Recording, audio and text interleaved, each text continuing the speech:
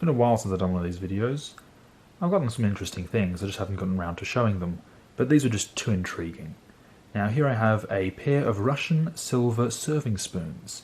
They are 84 zolotnik. The Russians used a unit called the zolotnik with, for measuring the purity of silver, with 96 zolotnik being pure silver. 84 zolotnik is equivalent to 875 silver, so 87.5% silver. So less than sterling, but not as low as continental silver, which is 800 silver. Now they are a plain fiddle pattern for the shape, and here is the mark. They bear a Kokoshnik mark there, the later one from 1908 to, well, used from 1908 to 1926.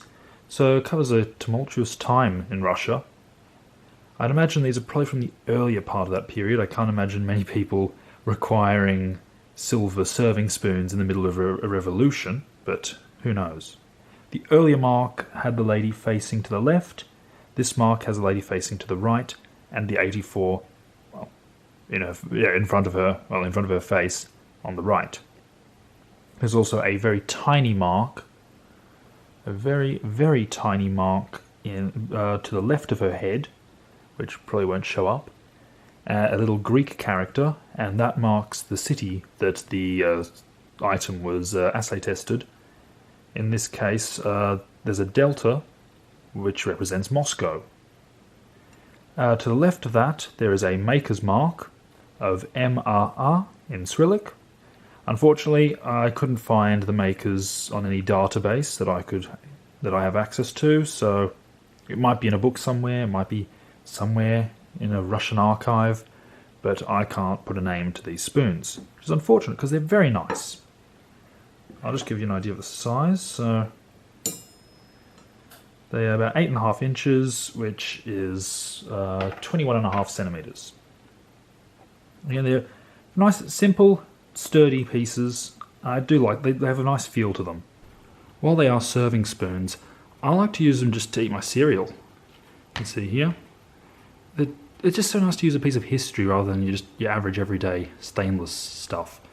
And I think it allows you to appreciate them more, giving them some purpose, rather than just having them sitting in a drawer or in a cupboard or something. It's nice to handle them, give them some use, which is what they're designed for. And you can see I'm using it with a totally incongruous, tatty plastic bowl that we've had forever. But what else do you use with some lovely antique Russian silver? No, they're beautiful things, and I like still using them, because yes, you could put them in the cupboard. They're very nice. I will say the marks are in very good condition, nice and readable, which partly will be because of the silver. It's a lower grade of silver than sterling. Sterling is quite soft. You got Britannia, which is even softer because that's a 950 silver. So being a lower grade means they're harder, because silver is quite soft, whereas usually they alloy it with copper, sometimes other metals. So they're a bit harder, so harder wearing, and no one's polished them to within an inch of their life. They've still got a lot of material there. But I think they're interesting. I think, yeah, they're more than just the shape of them, it's the history behind them. To think these have potentially been through a revolution, and they've just made their way here. It's very interesting.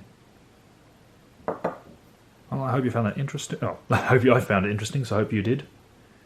And yeah, I like that. What I like about silver is that often when you've got these marks, you can trace it back to, well, sometimes with the English silver you can trace it back to the exact year it was made.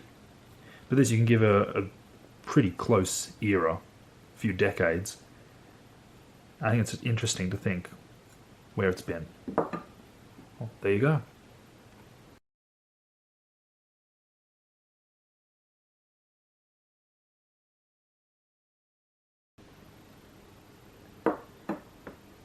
And I realise I've just done this in all the wrong order. Oh well, there's not really a wrong order, is there? But I like the other order. I think this is too scatterbrained, which fits me. I could have just left